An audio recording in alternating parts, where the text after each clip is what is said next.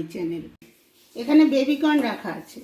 আগের দিন তো বাটোরা চিলি চিকেন বানিয়েছিলাম, তো চিলি চিকেন তো সবাই খান আপনারা। দেখি আজকে চিলি বেবিকর্ন বানিয়ে কেমন লাগে। তো চিলি বেবিকর্ন বানাতে কি কি লাগছে, আমি বেবিকর্নটা কেটে সিদ্ধ করেছি, জাস্ট একটা সিটি দিয়েছি প্রেশার কুকারে।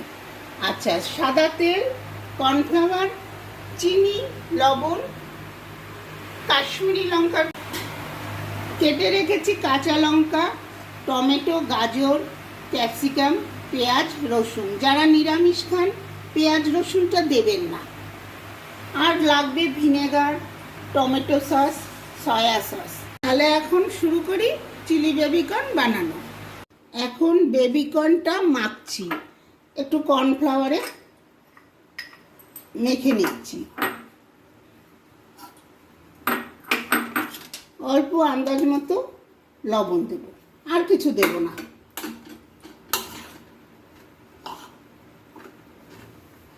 ব্যাস, গরম হলে তেলটা দিচ্ছি। এবার বেবিকর্নগুলো দেই।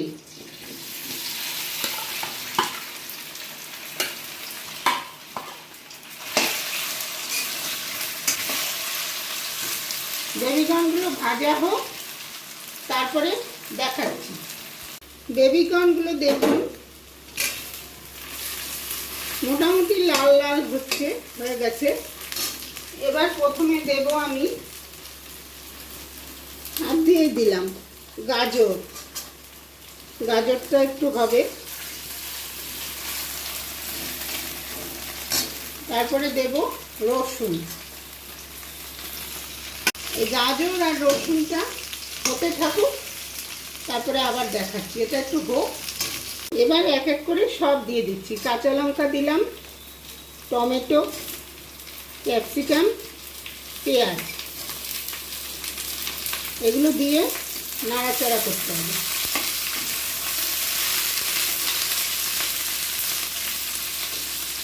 একটু হোক, হতে থাকুক, দেখাচ্ছি।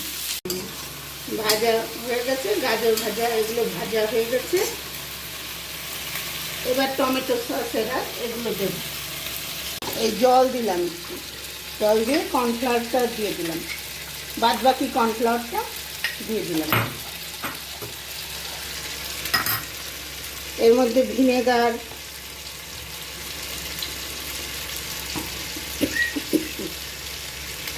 সয়া সস, টমেটো সস,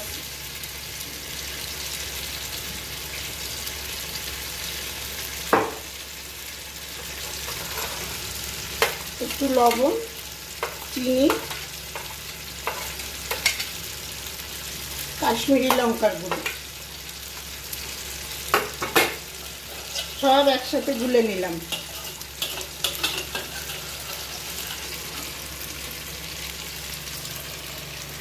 ঢেলে দিচ্ছি।